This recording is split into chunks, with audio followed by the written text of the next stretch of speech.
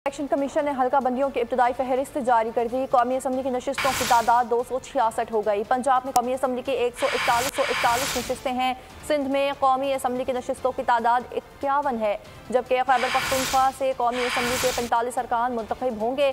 बलोचिस्तान में कौमी असम्बली की नशिस्तें 16 हैं। इस्लामाबाद में कौमी असम्बली की 3 नशिस्तें हैं। पंजाब असम्बली में जनरल नशिस्तों की तादाद 297 और सिंध असम्बली में 130 होगी। खैबर पख्तूनख्वा असम्बली में नशिस्तों की तादाद 115 और बलूचिस्तान में 51 होगी। कराची को सिंध असम्बली के 3 और कौमी असम्बली की मजीद 1 नशिस्त मिल गई। जिला जनूबी में 1 सवाबी और 1 कौमी असम्बली की नशिस्त बढ़ी है, जबकि मलीर और वस्ती में सूबाई असम्बली की 1 नशिस्त का इजाफा हुआ। नई हल्का बंदियों के तहत कराची में कौमी असम्बली के नशिस्तों की तादाद 22 हो गई। खैरपुर, ठट्ठा और सांगड़ में सूबाई असम्बली की 1 नशिस्त कम हो गई। सब्सक्राइब करें और बेल दबाएं ताकि कोई खबर रह न जाए।